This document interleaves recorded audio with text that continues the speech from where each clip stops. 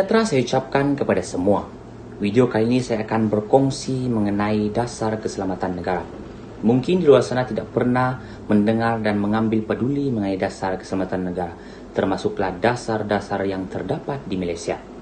Dasar keselamatan negara ini merupakan dasar yang digubal dan diluluskan oleh Mesyuarat Jemaah Menteri pada 11 Januari 2017 selaras dengan Akta Majlis Keselamatan Negara MKN 2016. Tujuan dasar keselamatan negara ini diperkenalkan adalah sebagai dokumen utama dalam menghadapi ancaman keselamatan, memastikan nilai-nilai teras negara dipertahankan, seterusnya menjadikan negara Malaysia bebas dari segala bentuk ancaman, bukan sahaja bersifat fizikal, malah juga ancaman bukan fizikal yang mampu mempengaruhi dan merosakkan pemikiran rakyat. Seterusnya adalah strategi pelaksanaan dasar keselamatan negara. Yang pertama, memelihara kedaulatan wilayah. Pihak keselamatan negara sentiasa bersedia untuk mempertahankan sempadan negara daripada dicerobori oleh kuasa luar. Strategi yang kedua adalah memperkasa keupayaan dan kesiapsiagaan pertahanan dan keselamatan. Pihak kerajaan Malaysia sentiasa menggalakkan peningkatan kemampuan industri pertahanan tempatan untuk mengeluarkan teknologi tersendiri. Syarikat Perkhidmatan Otomotif Industri Pertahanan Tempatan Mildaf International Technologies berjaya membangunkan kenderaan berperisai mobiliti tinggi pacuan 4 roda pertama di Malaysia. Ini bagi mengurangkan kebergantungan terhadap teknologi luar daripada negara yang lebih maju dalam sistem pertahanan. Dan yang ketiga adalah mengukuhkan perpaduan nasional. Sekiranya rakyat Malaysia menggunakan Perlembagaan Persekutuan sebagai teras panduan bangsa Malaysia yang mempunyai identiti yang sama, pasti akan dapat mewujudkan walaupun mempunyai pelbagai budaya. Dalam dasar keselamatan negara terdapat nilai-nilai teras Malaysia. Nilai teras yang pertama adalah kedaulatan dan keutuhan wilayah. Kedaulatan negara dan keutuhan wilayah merupakan teras kepada kestabilan dan keselamatan sesebuah negara. Kerajaan tegas dalam komitmen mempertahankan keutuhan wilayah, kedaulatan, hak kedaulatan dan kepentingan negara. Nilai teras yang kedua merupakan kestabilan sosiopolitik. Kestabilan sosiopolitik adalah penting dalam menunjukkan suasana aman dan harmoni di kalangan rakyat Malaysia. Nilai teras yang ketiga adalah kesepaduan nasional. Kesepaduan nasional terhasil melalui ikatan perpaduan erat di kalangan seluruh rakyat Malaysia. Seterusnya, keutuhan ekonomi. Keutuhan ekonomi bermaksud mempunyai ekonomi yang mampan serta berdaya tahan terhadap ancaman-ancaman ekonomi dari luar ataupun dalam negara.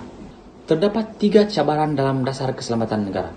Yang pertama adalah kehadiran pendatang asing tanpa izin, iaitu parti. Kehadiran parti telah meningkatkan kadar jenayah sosial di negara kita. Yang kedua ialah keruntuhan perpaduan nasional. Semangat perpaduan di kalangan rakyat Malaysia yang kian rapuh sekarang telah menimbulkan pelbagai sensitiviti kaum sehingga tercetusnya pergaduhan antara masyarakat. Yang ketiga adalah wabak penyakit. Seperti yang kita sedia maklum, sekarang ini negara kita sedang dilanda wabak COVID-19 yang kini menjejaskan kesihatan dan juga keselamatan rakyat. Setiap dasar keselamatan negara mempunyai kelemahan dan kekurangan. Kelebihan dasar keselamatan dasar negara ialah dasar ini berjaya mengekalkan dan memelihara nilai-nilai teras yang terkandung dalam dasar ini.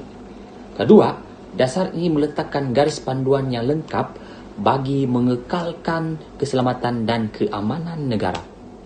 Seterusnya, kelemahan dasar keselamatan ialah dasar ini dilihat gagal dalam melaksanakan strateginya yang ke-7 dan juga yang ke-12, yaitu mengukuhkan perpaduan masyarakat dan juga gagal dalam membudayakan nilai integriti. Jika dilihat kedua-dua kelemahan ini adalah berpunca pada faktor politik dan juga individu. Hal ini kerana politik pada masa kini sering memainkan sentimen perkauman. Manakala faktor individu pula masih ramai yang terlibat dengan rasuah penyelewengan, salah guna kuasa dan juga pecah amanah. Kesimpulannya, kerajaan hendaklah memastikan keselamatan dan kelangsungan negara yang terjamin melalui pelaksanaan dasar strategi yang terkandung. Antara intipati yang terkandung dalam dasar tersebut adalah keutuhan ekonomi. Seperti yang kita lihat sekarang, pihak kerajaan cuba untuk pulih keadaan ekonomi yang terjejas akibat COVID-19 dan juga memastikan persekitaran negara selamat melalui pencegahan, penurunan pandemik dan wabak penyakit.